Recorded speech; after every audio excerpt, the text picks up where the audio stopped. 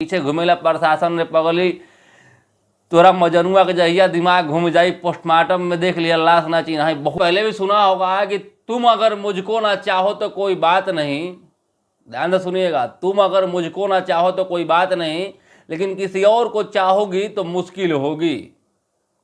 हीर राजा बन जाओ, लैला मजनू बन जाओ, कितना भी बड़ा मजनू बन जाओ, रोड पे घूमो देवदास बन जाओ, लेकिन भगवान न करे किसी का लड़का अमन कुमार और लड़की आयुषी की जैसी जिंदगी हो। बिहार के आरा स्टेशन पर एक सनकी आशिक आता है और 10 जिंदा कारतूस के साथ पिस्टल लेकर स्टेशन में प्रवेश कर जाता है। और प्रवेश करने के बाद जो है एक बाप और बेटी को जिंदा खत्म कर देता है। जिंदा खत्म करने का मतलब यह है कि दोनों को स्पॉट पे गोली मार के जान ले लेता है। लोग अगल बगल कुछ समझ पाते तब तक जो है अपने खुद को भी जान ले लेता है, खुद को भी गोली मार लेता है। आरा स्टेशन प्लेटफॉर्म नंबर 2 से 50 मीटर के दूरी पर पुलिस स्टेशन है। और दुख की बात यह है कि पुलिस कुछ नहीं कर पाई, अंदर पिस्टल लेकर बंदा घुस गया। और सबसे बड़ी दुख की बात यह है कि आरा स्टेशन प्लेटफॉर्म नंबर 2 जहां पर ये सब घटना हुआ है, वहां पर कोई भी सीसीटीवी कैमरा नहीं लगा हुआ है। आपको बता दें कि आरा स्टेशन पर पिछले सरकार में जो है काम तो बहुत ढंग से हुआ है, बहुत अच्छा हुआ है और बहुत बढ़िया स्टेशन का हालात देखने में लगता है। लेकिन जैसे ही घटना घटती है तब इंसान को याद आता है कि नहीं भाई, ये चीज़ गड़बड़ है। 2 नंबर प्लेटफॉर्म पर अगर सीसीटीवी कैमरा होता तो कुछ और बात खुलकर सामने आती, लेकिन वहाँ सीसीटीवी कैमरा नहीं होने की वजह से जो है बात की सच्चाई की पुष्टि नहीं हो पाई।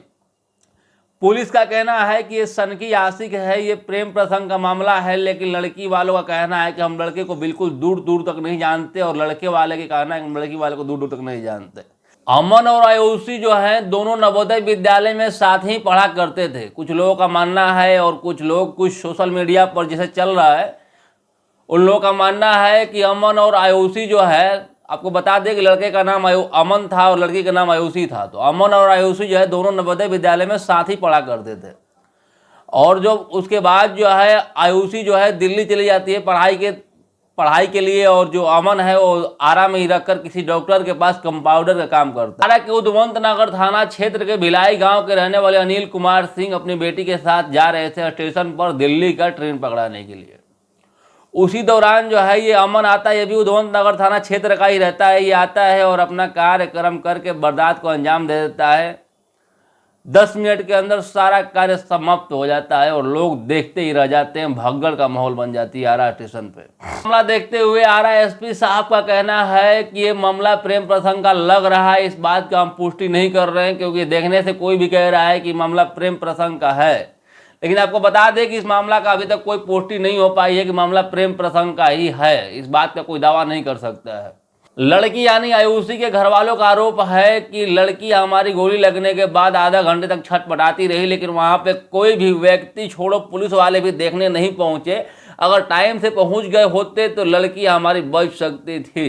दोस्तों आपको बता दें कि बिहार में हो रहे लगातार मर्डर, हत्या आए दिन कहीं ना कहीं सुनने को मिलता है। फलाने को फलाने ने मार दिया, चिल्लाने को चिल्लाने ने खत्म कर दिया। इस बात का गवाह है, इस बात का सबूत है कि बिहार में अपराधियों के अंदर थोड़ा सा भी डर का माहौल है ही नहीं।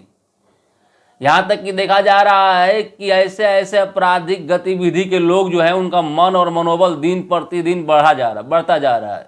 हमारे बिहार में बिहार पुलिस, आधा से अधिक बिहार पुलिस तो बिहार में दारू बेचने वाले, दारू पीने वाले और दारू वालों को पकड़ने में लगी रहती है। बहुत सारी वजह हो सकती है। हमारे बिहार में भोजपुरी गाने ऐसे ऐसे निकल रहे हैं कि प्रशासन पीछे ले घूमते हैं। पुलिस प्रशासन हमारे ही हाथ में है, पीछे घूमेला प्रशासन रे पगली, तोरा मजनुआ के जहिया दिमाग घूम जाई, पोस्टमार्टम में देख लिया लाश ना चिन्हाई। बहुत सारी ऐसे वजह हैं। हमारे बिहार में आपराधिक गतिविधि को बढ़ाने वाले कार्य किए जा रहे हैं और किसी को कोई इस पर लगाम लगाने की कोई सोच भी नहीं रहा है। बाकी आपका क्या कहना है इस आरा के पूरा घटना के बारे में? इस आरा की पूरी घटना की सच्चाई हमने आपको बताया। इस वीडियो को पूरा देखने के लिए बहुत बहुत धन्यवाद। जय श्री राम, जय हिंद।